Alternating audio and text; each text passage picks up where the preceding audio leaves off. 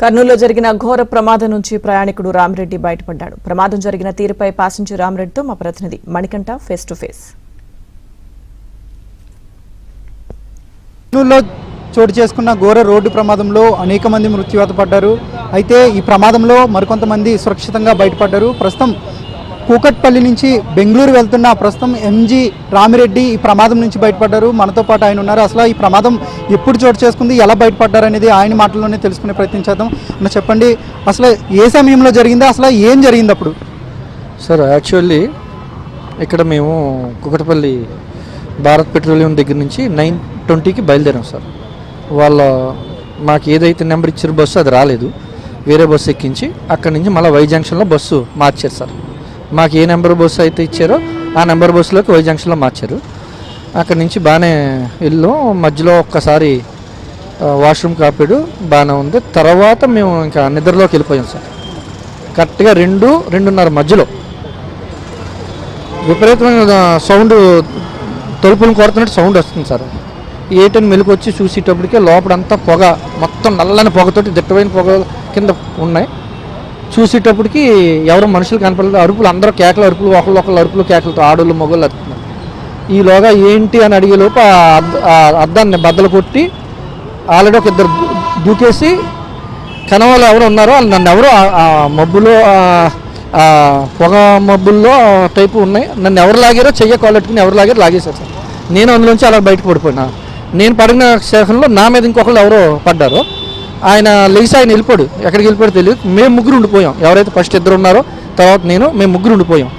మేము ముగ్గురు ఉండిపోతే మాకు వర్షం పడుతుంది. ఈలోగా ఇదంతా తగిలేసి బ్లడ్ మొత్తం ఇదంతాను. అలా నెమ్మదిగా లేచి కొద్దిగా పక్కన కూర్చున్నాం. పక్కన కూర్చునేటప్పటికి ఎవరు కూడా దగ్గర రానికి జరుగుతున్నారు. ఎందుకంటే ఇలా మాకు మెలకు వచ్చి చూసేటప్పటికే ఎదరు ఫ్రంట్ అంతా కాలిపోయి మంటలు వచ్చేసి పేలిపోతుంది. ఏటో బస్సు పేలుతుంది, టప్ టప్ టప్ వెళ్తుంటే లారీ డ్రైవర్ వాళ్ళు వదిలేసి పారిపోయారు. ఎవరైతే వెహికల్స్ ఉన్నాయో వాళ్ళు వదిలేసి పారిపోయారు. ఈలోగా ఎవరో మా అటు సైడ్ రోడ్లో పాపం వచ్చి కారు ఎక్కించి మా ముగ్గురిని కూడా కారులో తీసుకుని హాస్పిటల్కి తీసుకెళ్ళారు సార్. ఈ ప్రమాదం జరిగినప్పుడు మీరు తప్పించుకునే ప్రయత్నంలో అంటే ముందు వైపు నుంచి వచ్చారా, మీరు వెనక వైపు నుంచి వచ్చారా? అది వెనకాల లాస్ట్ సీట్ సార్. వెనకాల ఉన్న వాళ్ళు బతికాను సార్. ముందు నుంచి అయితే ఆ మధ్యలో ఉన్నా సరే బతకం సార్, అయిపోయినట్టే. ఫ్రంట్ లాస్ట్ సీట్ మీద లాస్ట్ ఏంటి లేచి ఏంటి అని లోపే నాకు మొత్తం తీసుకున్నారు సార్. నన్ను తీసుకొచ్చారు బయట. అంటే మిమ్మల్ని ఎవరు కాపాడారు? ఆ సమయంలో ఎవరు కాపాడారు మిమ్మల్ని? ఎవరు చేపట్టలాగారు? ఏమన్నా గుర్తుంది, ఐడియా ఉంది? ఎవరో ఒకళ్ళు వాళ్ళు నన్ను అడుగుతున్నారు, నేను వాళ్ళని అడుగుతున్నాను. వాళ్ళు ఎవరో ఒకళ్ళంటే ఒకళ్ళు అని చెప్తులేదు సార్. నేను లాగానే ఎవరో మాట్లాడతలేదు.